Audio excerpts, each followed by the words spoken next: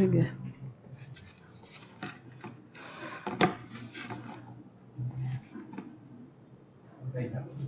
Good evening, everyone. Welcome to this live streaming of basic transfer pricing.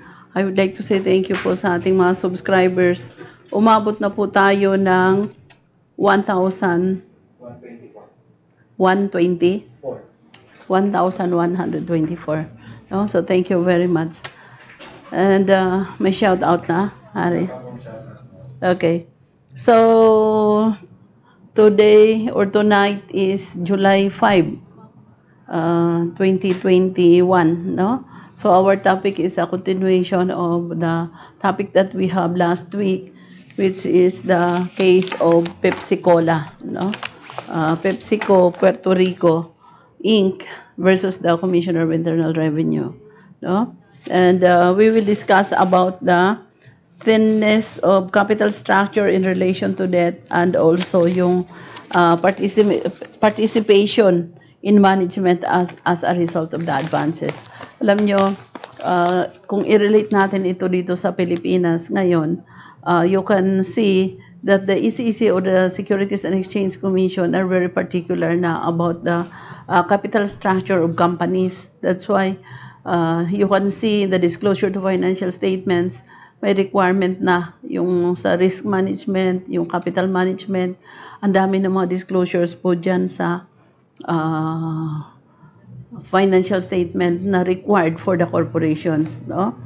And sa ibang bansa, may mga batas sila against this thin capitalization. Pagka may company ka, nag-business ka, malaki yung negosyo mo, pero napakaliit ng capital mo, meron silang batas na bawal yung ganun, no? Pero sa atin sa Pilipinas, wala. Ano po ba itong thinness of capital structure in relation to debt? Ano ibig sabihin nito? Napakaliit ng capital mo. Halimbawa, yung capital mo is only 1 million, no? Yung stockholders' equity of the corporation will show subscribe capital of 1 million. Pero, pag tiningnan mo yung liability niya o yung debt niya, is something like 100 million. No? Ako may nakita talaga akong ganyan na company. So, napakalaki ng utang niya, 100 million, pero yung capital niya is only 1 million. No? So, if isipin mo kaya nga sa transfer pricing, ang sabi, we can also hypothesize. Ano yung ibig sabihin hypothesize? Isipin mo na lang, mayroon bang magpapautang sa isang company worth 1 million na magpapautang ng 100 million? Of course, wala. Kaya nga, ang masasabi mo kaagad, sa ngayon na terminology, ang sabi, itong transactions na to walang substance. Why walang substance? Because, sino ba magpapautang sa isang kumpanya na ang capital is only 1 million and then yung utang niya 100 million, no? So, ano ba itong thinness of capital structure in relation to debt? Kasi ito yung nagiging issue dito sa Pepsico. Ano ba tong case ng Pepsico? Noong mga 1990s, nag-expand yung Coca-Cola. Pero ayaw niyang gamitin yung cash niya. Kaya ang ginamit niya, nangutang, no? So, gusto ipakita ng mga experts nila na dalawa ang treatment doon sa mga utang nila. Isang equity at isang liability, no? Kaya parang minimix nila yung feature ng financing nila na in one side, pwede siyang equity, in another side, pwede siyang liability or loan, no? So, ano ba itong thinness of capital structure in relation to debt? Kasi, during the transfer pricing audit, pinag-aaralan ng IRS kung ano ba talaga ang tamang treatment doon sa capital, no, na pinautang sa kanila, yung advances. Is it capital or equity or is it a loan, no? Kasi kung loan, may interest. Kung equity naman, may dividend, no? So the thinness of capital structure in relation to debt, the purpose of examining the debt to equity ratio, no, in characterizing an advance is to determine whether a corporation is so thinly capitalized, napakaliit ng capital, that repayment would be unlikely. Kaya nga, nangutang siya ng pagkalaki-laki, pero ang liit ng capital niya. So, ang tingin, makakabayad ba kaya yan? No? So, ano sabi dito? Payment would be unlikely. No? Parang hindi niya kayang bayaran. Okay, so CMA Consul Inc. versus Commissioner, TC Memo 2005-16. In such a circumstance, the advance would be indicative of venture capital rather than a loan. So since hindi nga makabayad dahil ang liit lang ng capital, no? So anong treatment na dapat doon sa advances na yan? Dapat sa kanya capital, hindi pa utang, no? Kasi hindi naman kayang bayaran, so hindi siya utang. Ano siya, investment or capital. So in Bauer versus Commissioner, also Hubert Enters Inc. versus Commissioner, no? Okay, petitioner finance expert Mr. James testified that if the advance agreement are treated as debt for U.S. federal income tax purposes, PGI debt to equity ratio would have been 14:1. Biro mo yung utang 14, yung capital isa, no? So ang layo. And in 1996, 26.2:1. Nako, napakalaki. Napakalaki ng utang, no? Maliit ang capital.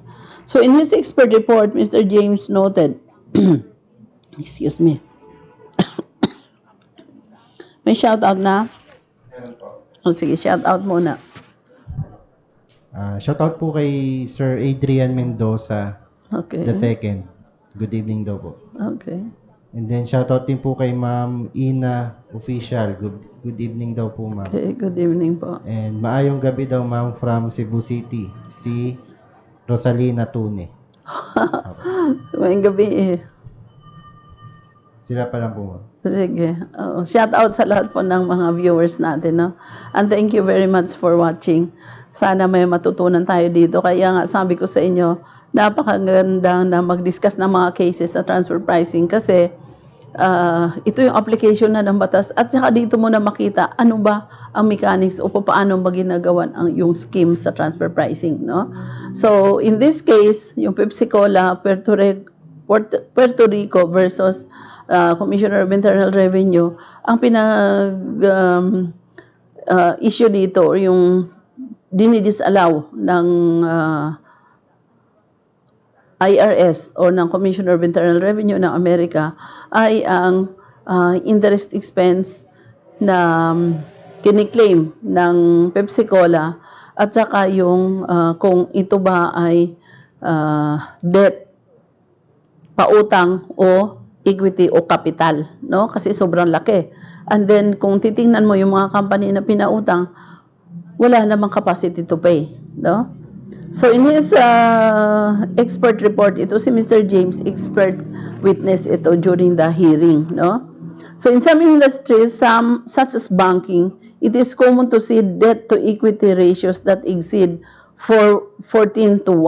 So sabi ni Mr. James, yung expert witness, okay lang daw sa banking industries na ang utang is 14, capital is 1. Bakit? Kasi pautang nga yung business ng bangko, no?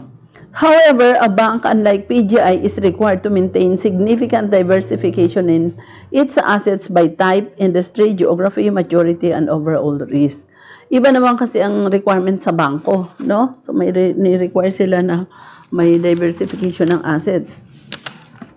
PGI assets, by contrast, primarily consisted of equity investment in and loans to businesses in emerging markets. So dito sa kay PGI, no, yung global investment na ito yung holding companies nila, yung assets niya by contrast consisted of equity investment, no? So hindi nag-diversify yung assets. So this is very risky, no? Frito-Lay notes, in my experience, it is highly unlikely that any institution would have extended a loan of similar size to the advance agreement, no? So, sa experience daw niya, hindi mag-extend ng loan na yung isang institution na similar size din sa kanyang utang or advance agreement. If the borrower's overall leverage were at these levels, particularly given the duration of the advance agreements and the expected business plans for PGI subsidiaries. It is also unlikely that given this level of leverage, that debt could be issued in a capital market transaction. So, parang yung sitwasyon, hindi siya angkop doon sa industry, no? Na nangyayari sa industry. Respondent has not contested this section of Mr. James' analysis. So given PGI's attainable debt to equity ratio, napakalaki, no, ng utang compared sa capital.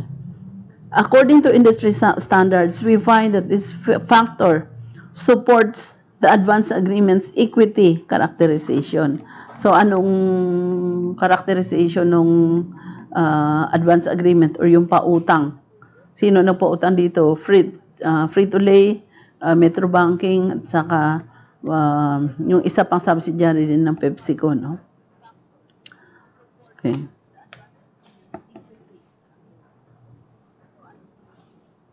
Okay. So, the importance of capitalization averages in the relevant business when analyzing the alleged 10 capitalization of a corporation. So, napaka-importante po, no? Yung debt to equity ratio. And then, we have another discussion about sa page 83 na hari. About the participation in management as a result of the advances. No? So, ano ba ang purpose ng mga stockholders na bumibili ng at saka yung ownership nila sa company is more than 50% or 51% and more. Ano na siya? Majority stockholder na siya, no? Yung may 51% or more, no? At ano yung purpose niya diyan? Participation in the management. Kaya yung mga policies, kung ano yung mga plano ng company, pag ikaw yung majority stockholders, lahat yan dadaan sa iyo, no? For your approval. So, participation in management as a result of the advances. So, the right of the entity advancing funds to participate in the management of the receiving entity's business demonstrates that the advance may not have been bona fide debt and instead was intended as an equity investment, no? So, kung yung right daw, yung karapatan ng entity advancing funds to participate in the management of the receiving entity, bibigay siya ng funds para makapag-participate sa management, no? Demonstrate that the advance may not have been bona fide debt, no? So, anong ibig sabihin nun? Hindi talaga siya pautang. Kung hindi, intended as an equity investment, no? The parties did not substantively address this factor as Pepsico commonly controlled PGI and PWI before the issuance of the advance agreements. No? Accordingly, this factor is neutral.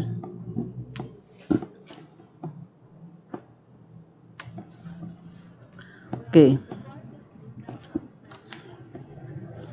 So, anong mga advantages kung ang company or yung debtor nagpa-participate sa management ng company, no? Hindi, yung company hindi makapag gawa ng mga major policies without the approval also of this of the party who participates in the management, no?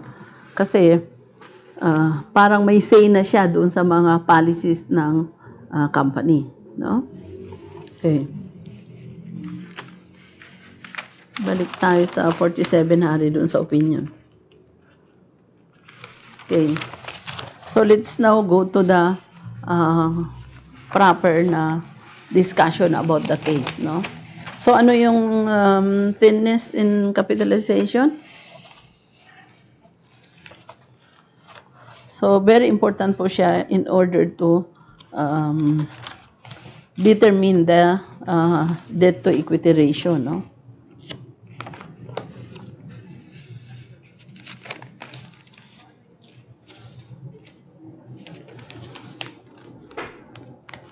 Okay. So,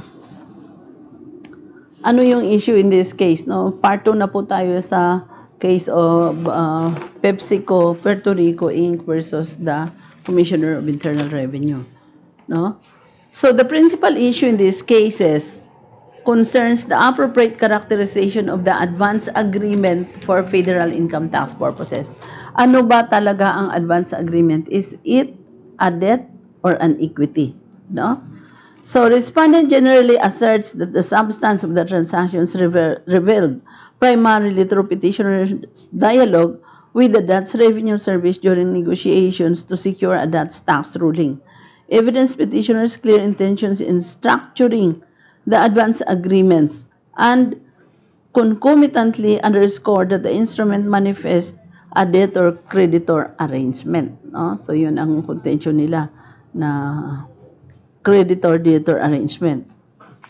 Petitioners disputes the characterization, insisting that the form of the advance agreement comports with their substance and that when correspondence between petitioners and the Dutch Revenue Service is considered in the light of relevant testimony adduced at trial, it leads to the unequivocal conclusion that the advance agreement are legitimate entity instruments for federal income tax purposes. We find petitioners' argument to be more persuasive. No? So, yung petitioner's agreement daw is more persuasive. Sino ang petitioner dito?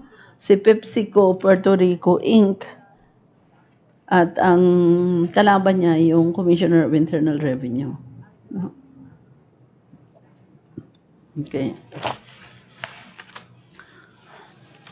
So, burden of proof. The taxpayer bears the burden of proving by a preponderance of evidence that the commissioner's determinations are incorrect. No? In general, the burden of proof with regard to factual matters rests with the taxpayer. No? So, ang burden of proof, basta factual na, nasa taxpayer. Under Section 749A, if the taxpayer produces credible evidence with respect to any factual issue relevant to ascertaining the taxpayer's liability for tax and meet other requirements, the burden of proof shifts from the taxpayer to the commissioner as to the factual issue. As we decide these cases on the preponderance of the evidence, we need not decide upon which party the burden rests. Okay. Substance over form, no? So substance over form is very important nowadays, lalo na sabi ko na sa inyo, kunting issue lang sasabihin kaagad, lack of substance. No? So respondent asked this court to disregard the objective form of the advance agreement and examine the substance of the transactions in discerning the proper characterization of federal income tax purposes. It is axiomatic that the substance of transactions governs for tax purposes. See Commissioner versus Court Holding Company. So the incidence of taxation depends upon the substance of a transaction. Substance, not form, controls the characterization of a taxable transaction. No? So substance over form. Courts will not tolerate the use of mere formalism solely to alter tax liabilities.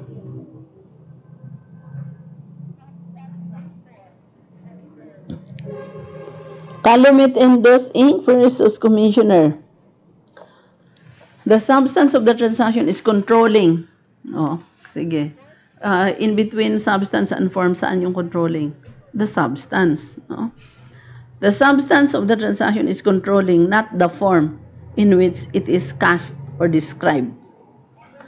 This principle is equally applicable in debt versus equity inquiries. Okay.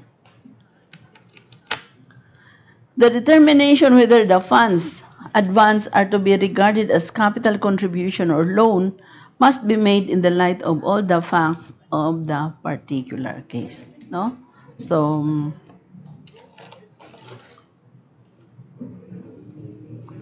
ang advances are to be regarded as capital contribution. Okay.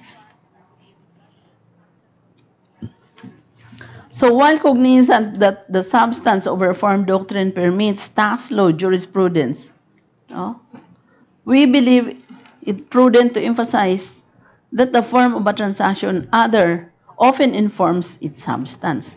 Tama naman, no? Ano yung form of transactions? Yun yung nagpapakita kung ano yung substance niya. No? So dismissing the labels afforded to transactional instruments, but examining their terms to discern the true substance of the economic arrangement. No? So that's very, very important. An analysis focused myopically on the substance of a transaction, but devoid of any consideration of the obligation engendered by the terms of the governing instruments would typically result in deficient or wholly flawed.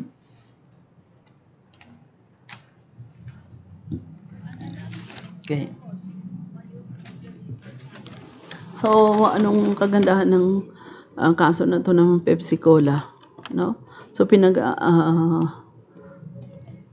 aawayan dito yung tungkol sa treatment dun sa advances kasi ang ginagawa ng Pepsico, expand siya ng expand, namimili siya ng mga company tapos papalitan niya ng pangalan sa kanya na pangalan na, no? Okay.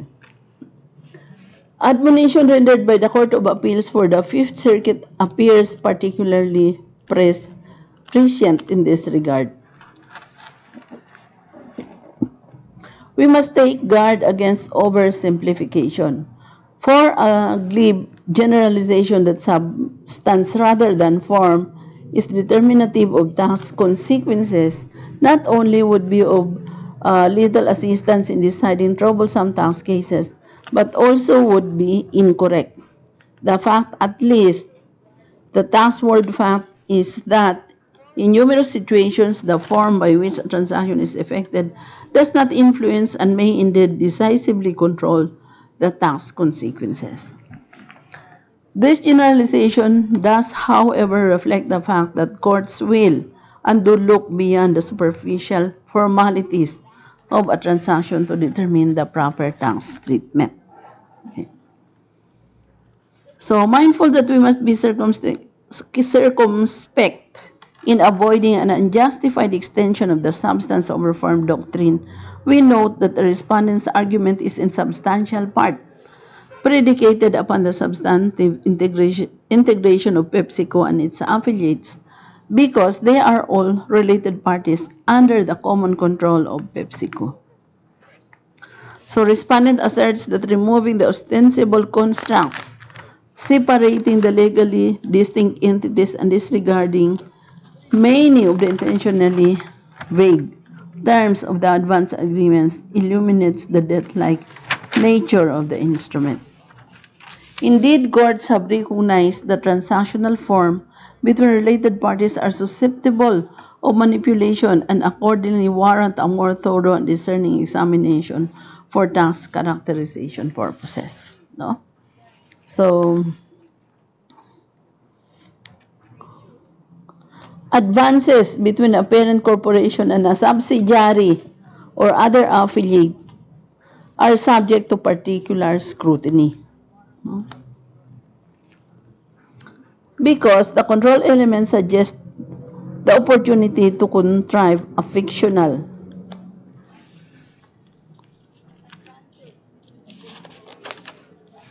Okay.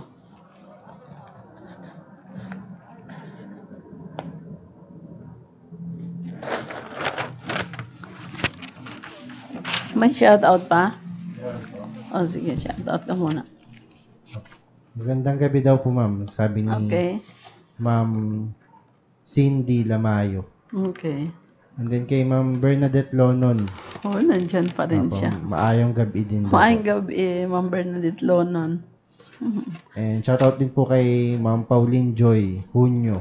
Oo. Apo. Sila, ma'am. Sila pa lang po. Okay. So, thank you very much again sa mga viewers po natin. Thank you very much, no? Pwede naman kayong mag-ask question, no, about transfer pricing sa portion po ng ano natin, comment, no? Kung may mga tanong kayo about transfer pricing, we can answer them during the, ano. Kasi, kumbaga sa ano, pwede nating i-alternate naman yung ating discussion and then answered po tayo ng question, no? Okay. And kailan yung ating transfer pricing Hari, na transfer pricing updates? May 2 days tayo ng transfer pricing updates eh.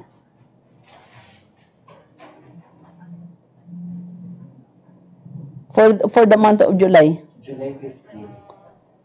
Isa, 15 and 16 pala, no? So, reminder ko lang. Yung time na yan that is 2 days. 15 and 16? So, that is, anong araw? Thursday, Friday. Thursday, Friday.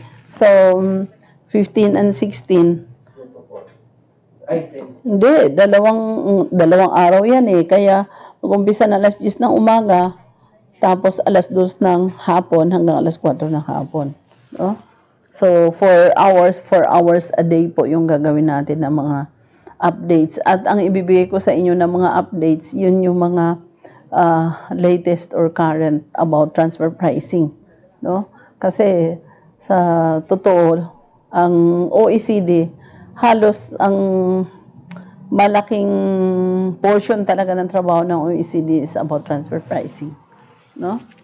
Although meron siyang mga ibang avenue na tinututukan din, pero yung pinakamalaki talaga is about transfer pricing. Kaya yung transfer pricing is very important. Okay. Meron pa akong shoutout. Okay. Shoutout po kay Ma'am Christine May Borais. Okay. Kasama natin siya doon sa ano, di ba? Yes, ma'am. Sa webinar. Okay. Sige, so shout out din po. So, itong case ng Coca-Cola, yung sobrang laki ng kanilang investment, no? 3 company yung nag-invest sa Coca-Cola. And then, ang contention ng IRS, ano ba talaga to? Pautang o capital na kinakapitalan nyo yung Coca-Cola worldwide. No? Okay. Tuloy po tayo. However, notwithstanding the greater scrutiny afforded to related party transactions, we believe that disregarding petitioners' international corporate structure based solely on the entities interrelated names is without more unjustified. No? Recognize that although the affiliation which existed between petitioner and related parties is not an insuperable barrier to petitioner's position, it does invite close scrutiny. So, remanded pursuant to stipulation of the parties. Okay. Recognizing as close scrutiny standard, but finding it unwarranted to apply legalistic and mechanical tests in the area of parent-subsidiary relationships. So without regard to the realities of the business world and the manner in which transactions are handled in the normal and ordinary course of doing business, if we were to find otherwise, we would risk minimizing or perhaps eviscerating the legal distinction between corporate branches and subsidiaries, no? So ano ba ang pagkakaiba ng branches and subsidiaries? In accordance with this reasoning, the Court of Appeals for the Second Circuit, the court to which appeal in these cases would lie, has indicated that there is a marked difference between a more critical examination of transactions between related parties and the substantive integration of related parties. No? So, critical talagang examination ng between related parties. And that is what transfer pricing is all about. Kasi sabi ko nga sa inyo, pag walang related parties, walang transfer pricing. No? So, it is one thing to say that transactions between affiliates should be carefully scrutinized and sham transactions disregarded and quite a different thing to say that a genuine transaction affecting legal relations should be disregarded for tax purposes merely because it is a transaction between affiliated corporations. We think that to strike down a genuine transaction because of the parent-subsidiary relation would violate the scheme of the statute and depart from the rules of law heretofore governing intercompany transactions. Okay. Excuse me. All legitimate and genuine corporation or stockholder arrangements have legal and hence economic significance and must be respected insofar as the rights of third parties, including the tax collector, are concerned. No? Okay.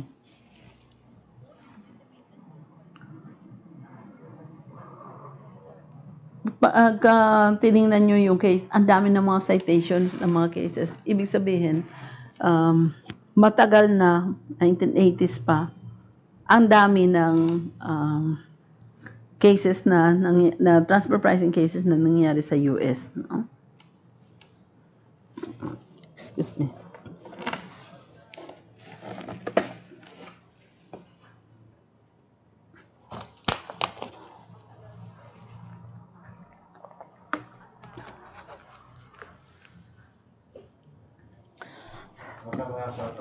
Sige, shout out muna. Shoutout po kay Sir Eugene Cruz. Good evening daw, ma'am. Okay. Pati po kay Ma'am Ruela Caballero. Good evening daw po. Tapos sabi po ni Ma'am Rosalina Tune kung yung 2 days na transfer pricing daw, ma'am, pwede daw bang sa gabi? Pwede, pero ano na lang siya, replay. No? Pwede naman po. 2 days yan. Ang mga itatakal natin dyan, yung mga bagong updates ng transfer pricing. No? Just like yung country-by-country reporting, just like yung profit split, just like yung bagong guidance on the financial transactions, no? Sa transfer pricing din yan. Yan ang mga itatakal natin. No? Hindi na yung parang basic lang. Okay. Good evening din daw, ma'am, sabi ni Joyce Flores. Okay. Okay na po, ma'am. Okay, so again, shout out sa lahat po ng mga viewers natin. Ilan na sila? 13. Ha? 13. 13? Okay, dati 3 lang, 5, no? So thank you very much, no? At least mayroon na tayong makakasama dito sa basic transfer pricing pag nagla-live. Dati 3 lang, 5. Thank you very much po. At saka, may ads na po kami sa basic transfer pricing. Kaya thank you very much, no? Sa tulong din ninyo yan, no? Tinulungan nyo kami. Okay. So, sige. Debt versus equity factors. Ito na yung diniscuss natin nung previous, no? Yung sinundan nito. Yung debt versus equity factors. So, balikan natin, ano ba yung explanation natin on the debt versus equity. Ano bang pagkakaiba kung utang yung treatment mo sa isang advances o equity, no, o capital? Ang treatment dito sa atin is yung advances ng mga stockholders. Ang treatment, di ba, equity, no? Equity nila or investment nila sa corporation. No? So ano ba yung advantages or disadvantages kung debt or equity ang advances ng mga stockholders sa kumpanya nila, no? Pag debt, loan yan, it will earn interest, no? Utang yan ng company. So it will earn interest, and since transfer pricing ang pinag-uusapan natin, we will always say na arm's length dapat yung transactions. And when we say arm's length transactions, pagka loan yan, dapat ang interest rate niyan is comparable with that of the independent party. No? So kung halimbawa, dito sa tinatawag natin na interest, hindi siya natin maisa-isa yung mga independent parties, ang dami.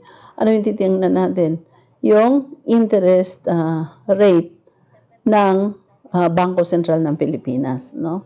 So yun yung comparables natin. Okay. So pagka pautang, mag-earn siya ng interest based on stipulation, based on contract, ang rate of interest is already fixed, no? And ano pa ang isa? Pagka nagpautang ka, may kita o wala, no? Na may income o net loss ang company, magbabayad ng interest sa debt or sa loan, no? So wala siyang pakialam kumita ba o hindi kumita yung company, basta magbayad ka ng interest. How about equity, no? Pag sinabi po natin equity, investment siya sa capital, no? Capital sa company. So anong mangyayari pagka capital na yan?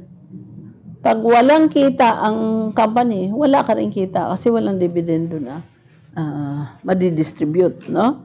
So yun ang pagkakaiba. And ang equity, pagka nalugi yung isang company at i-deduct na doon sa equity, mapambayad mo na yun sa mga utang, no? At saka pagka walang kita ang company, wala rin kita yung investor, no? Yung stockholders. Okay. So ano ang more advantageous? The debt or equity? Siyempre yung debt kasi may fixed rate of interest, samantalang ang equity wala, no? Okay. So a singular defined set of standards capable of being uniformly applied in debt versus equity inquiries remains elusive, no? In differentiating between loans and capital investment, it is not always easy to tell which are which, no? Kala mo sandali lang, no? Mahirap pala. Okay. I-differentiate yung loan and capital investment, no? Lalong-lalo na kung kinomplicate nung gumawa, no? They make a very complicated structure. So, it is not always easy to tell which are which, no? For securities can take many forms, and it is hazardous to try to find modes into which all arrangement can certainly be poured, no? Okay, so notwithstanding the difficulty in distinguishing between debt instrument and equity instrument, so paano ngayon i-distinguish yung equity instrument at saka yung debt instrument? So the focus of a debt versus equity inquiry generally narrows to whether there was an intent to create a debt, no? So may intention ba talaga na magpautang with a reasonable expectations of repayment, no? Bayaran ulit kasi utang yan eh. And if so, whether that intent comports with the economic reality of creating a debtor-creditor relationship. So the key to this determination is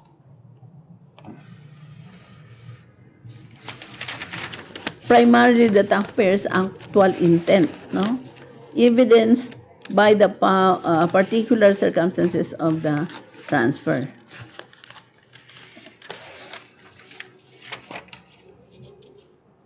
Okay, so balikan ko lang, Hari, sa page 53 sa footnotes, no?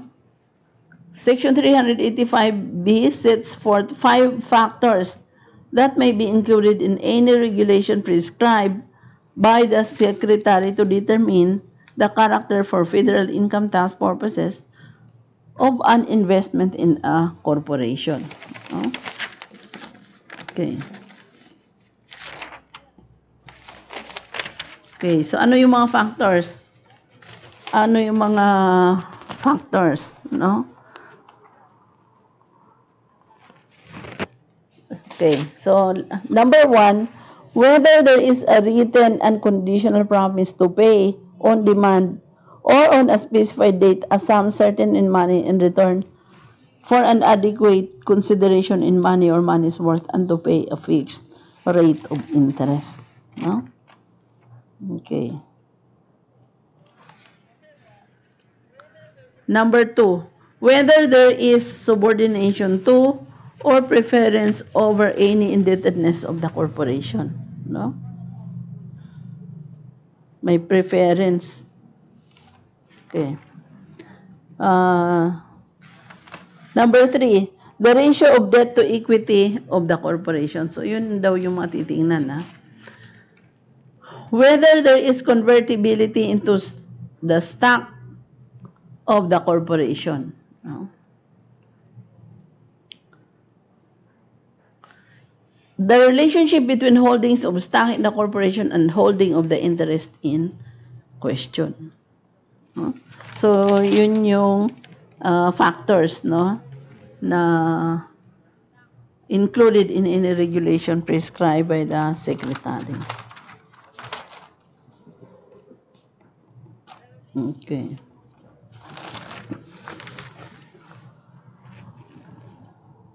May shout out? Wala silang question? Okay.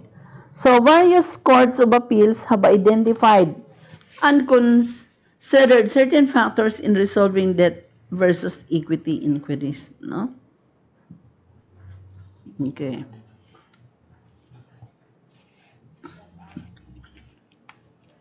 Okay, so this is a factual issue to be decided upon all the facts and circumstances in its case. Excuse me. So in a typical debt versus equity case, the commissioner argues for equity characterization, whereas the taxpayers endeavor to secure debt characterization. So in the present circumstances, the roles are reversed. This different twist to the usual fact pattern, however, does not require us to apply different legal principles. No?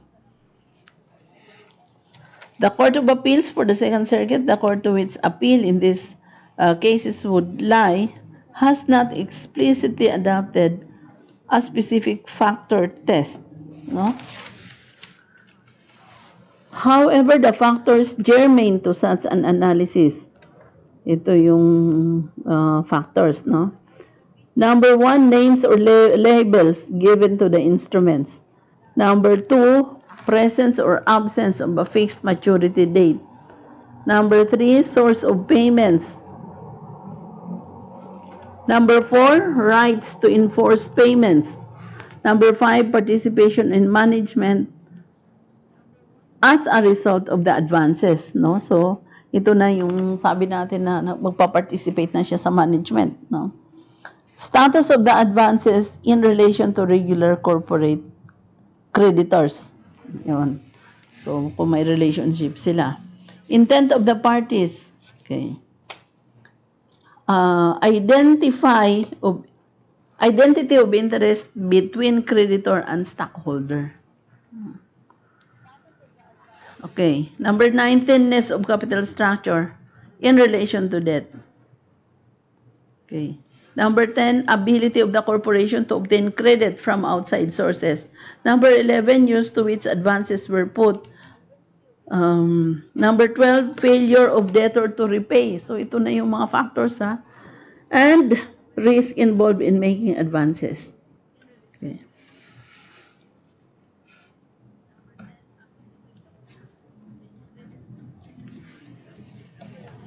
So yan po yung mga contention nila doon sa mga factors.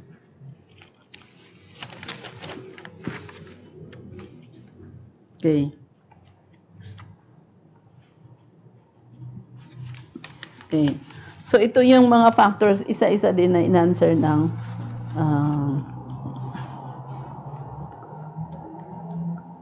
IRS, no? So the names of labels given to the instrument, issuance of stock certificate indicates on equity contribution, whereas the issuance of a bond, debenture or note indicates a bona fide indebtedness, no? So yun yan na yung makita natin na debt to equity. Ano ba yung debt, no? So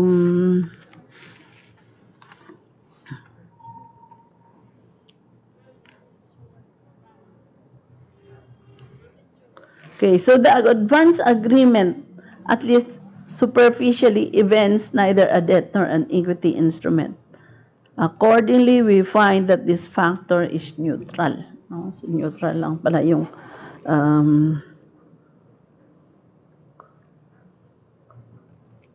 names or labels given to the instrument. No? Ito yung number 1. Okay. Number 2, presence or absence of a fixed maturity date. So, bakit may fixed maturity date? Kasi may pautang siya, no? So, the presence of a fixed maturity date indicates a fixed obligation to repay, no? Kasi may fixed maturity date siya eh. So,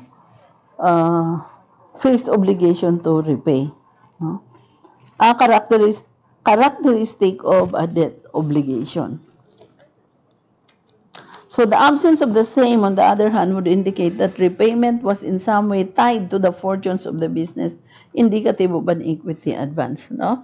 So bakit ang advances talagang ano daw siya, na-classify nila na equity, no? Kasi yung presence ng maturity date, ang ibig sabihin daw niyan, may fixed obligation to repay, no? May fixed obligation talaga siya na bayaran mo kasi meron siyang maturity date na fixed, no? Yun.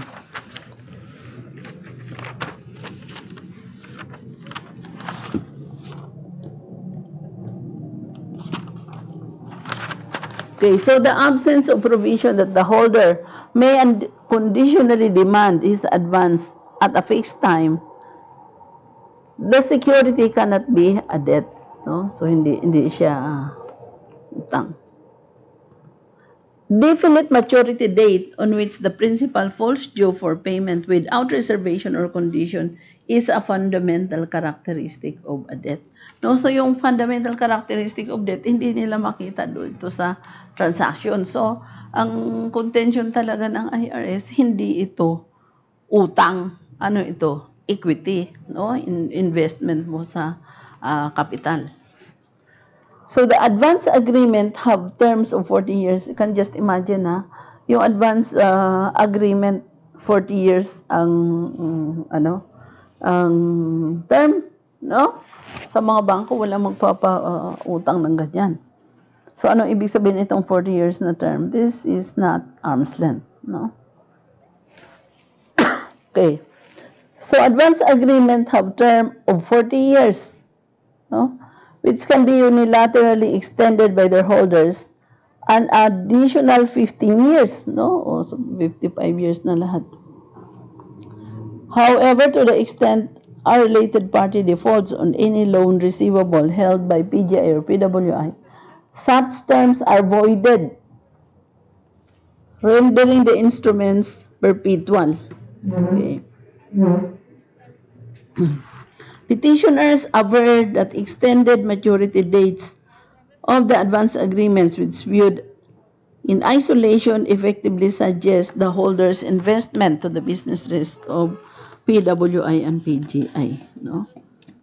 Okay. The uncertainty of PWI, PGI financial condition at such future maturity date, no? Petitioner's reason, makes speculative any repayment of principal, thereby exhibiting the capital nature of the investment. Kaya lahat ng makikita nila no na nagtuturo talaga na capital siya investment, ang advances hindi pa utang, no?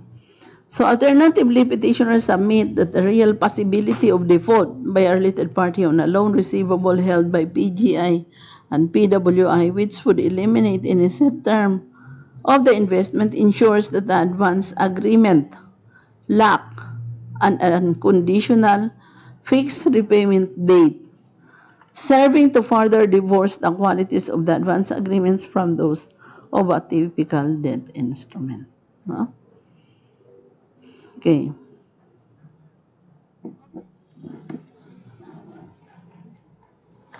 So, yung advance agreement, ano talaga ang treatment dito? It is treated as capital, hindi debt, no? Or equity, hindi siya utang. Okay.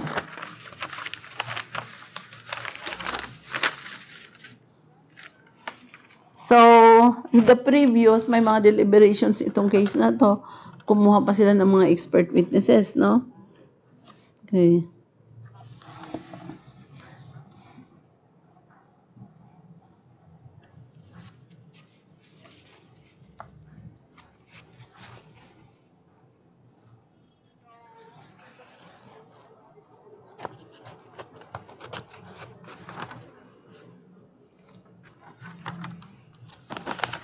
Nakailang minutes na tayo, Hari?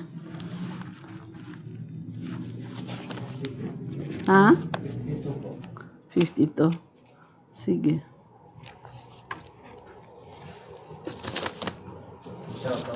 Oh, sige, shout out ka muna. Shoutout po kay Ma'am Jonalyn Bonlang from Graceful Catering and Event Services Inc. Kainta. From Kainta siya.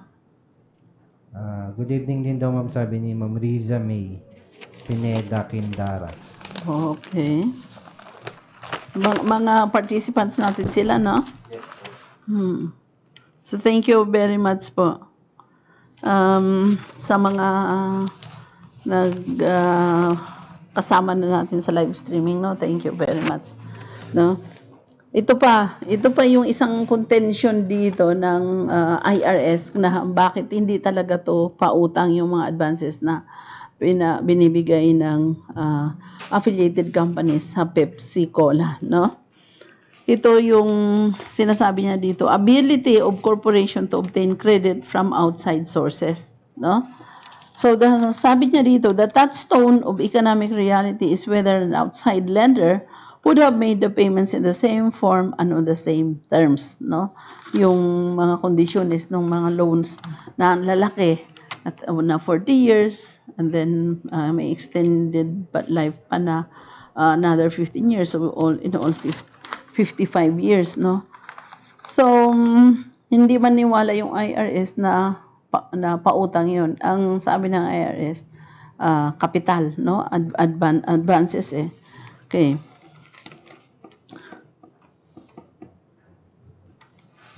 Okay.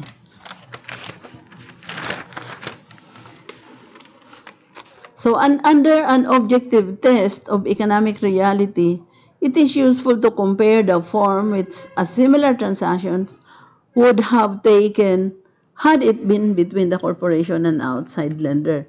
So, kinumpare nila ngayon yung outside lender, no? Yung halimbawa, tagalabas ka, magpapautang ka, no? Yung mga conditions mo, no? And if the related parties advance is far more speculative than what an outsider would make, no? So, it is obviously a loan in name only. Ang advances na binigay nila sa Pepsico, ang sabi nila, loan. Pero ang sabi dito, obviously, a loan in name only, no? Pangalan lang. Pero in substance, equity. No? So, petitioner's finance expert, Mr. James, asserts that no third-party lending institution or lender in the capital markets would have loaned funds in the amount of the advance agreement to PGI under any reasonably similar financial terms. Mr. James derived his conclusion from what he perceived were several atypical or unattractive from a lender standpoint aspect of the advance agreement. Kasi ang sabi niya, yung mga aspect ng advance agreement na hindi attractive kung pautang siya, no? Ano 'yun? The long and perhaps perpetual terms, no? Kasi kung pautang 'yun, biro mo yung halos perpetual terms na 40 years, no? The subordination of repayment in the light of PGI anticipated significant investment in foreign markets. No? So, yun yung subordination ng repayment or yung pagbabayad ng utang nakasalalay doon sa kung ano man yung kondisyones nila. No? Okay. The lack of acceleration rights on default, no? And similarly, the distinct possibility of deferral repayment and the preferred return payment restrictions. So ano pa? Yung acceleration rights of default, di po ba pagka pautang, may nakalagay dun sa promissory note na in case of default, the whole obligation becomes due, no? So in the advance agreement ng Pepsico tsaka na related parties niya, walang nakalagay na ganun, no? Yung acceleration rights of default. Okay, so the distinct possibility of deferral of repayment and the preferred return payment restriction, no? Okay, pagka may pautang kasi may mga restrictions na yan. Halimbawa, yung bangko magpapautang sa company, no? Ang ibang bangko, anong restrictions nila? Yung declaration ng dividend. Habang may utang, hindi pa pwedeng bayad ng dividendo. So, respondent does not substantively address whether an independent creditor would have advance fund to PGI in the same or similar terms as the advance agreement. Rather, he summarily dismisses Mr. James' conclusions as irrelevant, insisting that the expert analysis irreparably suffers from a narrow focus on the terms of the advance agreement and concomitantly a failure to perceive the actualities of the transaction. We have previously expressed the limitations of this argument in our discussion concerning other debt versus equity factors. Respondent failure to adequately appreciate the legal significance of the terms of the advance agreement serves as ubiquitous, acute flow in a substance over form argument. No? Ano yung substance over form dito? Yung substance niya, equity, yung form daw niya is loan. No? So, ang sabi, pautang, pero sa totoo lang, ang kondisyones niya is equity capital pa. Parang investment, no? So the factors influencing Mr. James' conclusion have also been discussed further and need not be addressed in greater detail. Kasi si Mr. James, ito yung expert witness, no? Okay. Used to which advances were put. Saan ba ginamit yung ano? Ito pa ang isang issue dito na itong advances na binibigay ng mga related parties dito sa Pepsi-Cola are not really loan, no? Kasi bakit? Used to which advances were put. Saan ba nilagay yung yung advances na yun or yung loan? Nilagay siya na kapital no? Kasi nag-expand, nag-restructure ang Pepsi. So, ang laki ng kailangan niya na capital. So, yung advances na yun, dun ginamit. So, ano yun? Ang purpose, capital. Kaya nga, kahit nasabihin pa nila na loan or debt, lalabas pa rin sa analysis ng IRS na equity talaga siya. No? Where a corporation uses an advance of funds to acquire capital assets, the advance is more likely to be characterized as equity. No? Use of advances to meet the daily operating needs of the corporation rather than to purchase capital assets is indicative of bona fide indebtedness. No? So PGI issued the advance agreement in exchange for free-to-lay notes, with the exception of a September 1997 payment which was made in kind with shares of a PGI subsidiary as part of the spin-off of Pepsico Global Restaurant Business. No? Kasi ang Pepsico hindi lang naman soft drinks yung business nila, no? Pati na restaurant, pati na yung manufacturing ng mga foods. So every interest payment on the free-to-lay notes was used to make preferred return payments on the advance agreements. So as noted, while no evidence was submitted by either party as to PGI's use of the corresponding free-to-lay interest payment in September 1997, it appears likely that the payment was used in the context of petitioner's global expansion. No? So kahit na sabi pa nila, nagbayad sila ng interest, ang interest na yun, ginamit pa rin dun sa kanilang capital, no? Global expansion. Notwithstanding this deviation, PGI was internally committed to use free-to-lay interest to fund preferred return payments on the advance agreements for the period that that tax ruling remained effective. Sinakakuha sila ng ruling sa DATS, no, na nagbabayad sila ng interest, no, at yung treatment nila doon sa advances na yun, pinanigan sila ng DATS, no. So without a greater connection between free-to-lay interest payment and PGI's capital investment for the years at issue, we find that this factor demonstrates the debt-like character of the advance agreement. No? Another is yung failure of debtor to repay. No? Kasi kung pautang yan, siyempre babayaran.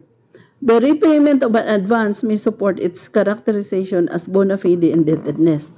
Kung babayaran mo siya, siyempre, utang. The advance agreement mature, if at all, in future years.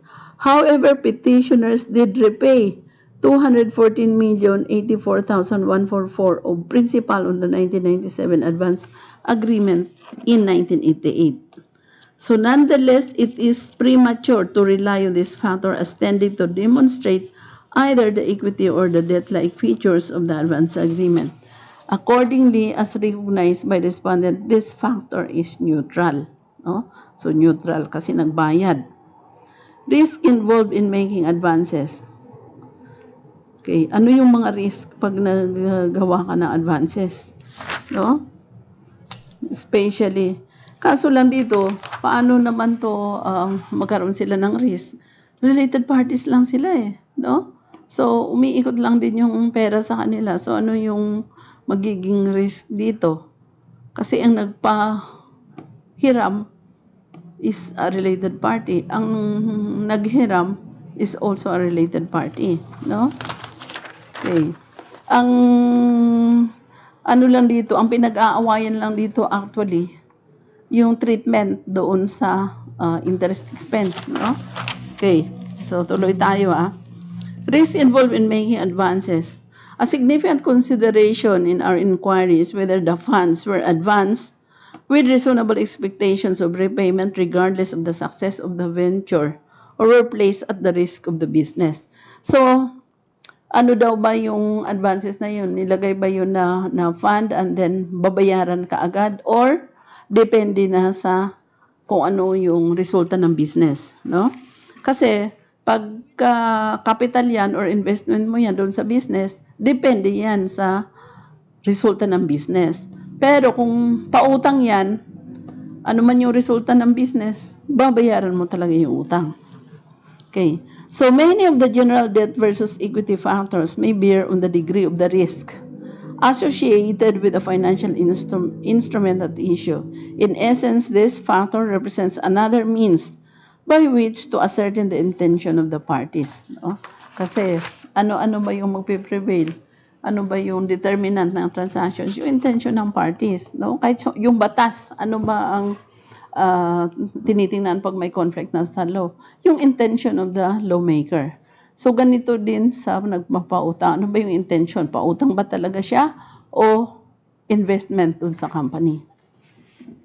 So as noted, several factors evince the uncertainty of repayment of principal on the advance agreement.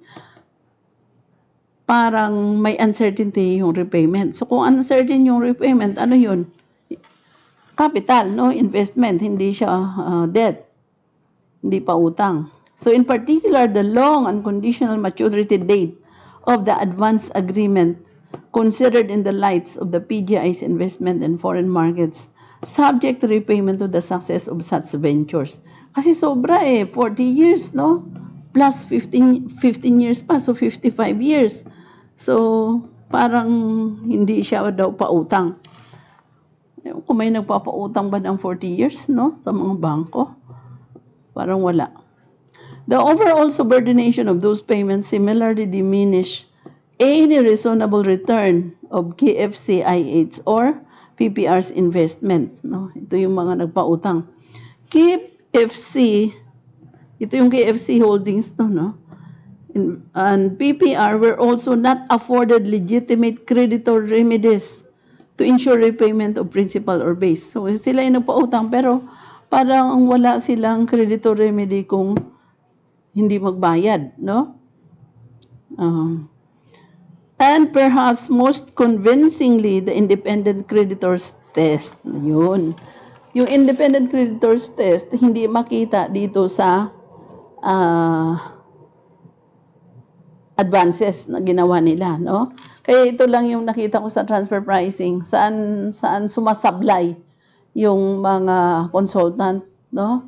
Doon sa may nami-miss sila na treatment. Halimbawa, pag tinreat mo ito na pautang, dapat lahat ng features ng pautang nandyan. Pero bakla, ibig sabihin, hindi niya matupad talaga yung requirement na babae ba talaga siya or lalaki ba talaga siya. So,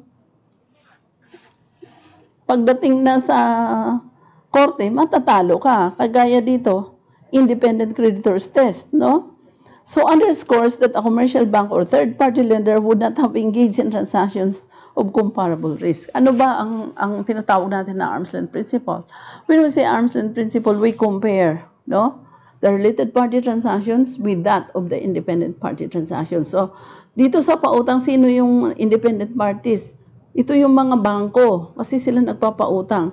So, tingnan mo na ngayon, i-compare mo, itong ginawang pautang, itong related parties sa Pepsico, pwede ba to, kagaya ba to sa mga nagpapautang na bangko? So, ano sabi niya? No? A commercial bank or third-party lender would not have engaged in transactions of comparable risk, no? So, hindi siya comparable. So, ibig sabihin, hindi arm's length. While we previously recognized the link between free-to-lay interest payment and payments of base PR on the advance agreement, that link was tenuously conditioned upon PGI's maintaining the flow-through nature of the payments even after the Dutch tax ruling expired. This flow-through, while expected, was not assured. No? Ano yung flow-through nila? Magbabayad pagka ang cash flow ng company ay mataas, no? Ibig sabihin, ang kanyang operating expenses, mataas yung sales niya kaysa operating expenses, no? So, mataas ang cash flow. Indeed, PGI's in-kind distribution in 1997 evidences petitioners' willingness to vary their conduct from the express terms of the Dutch tax ruling during the years at issue. So, ito na.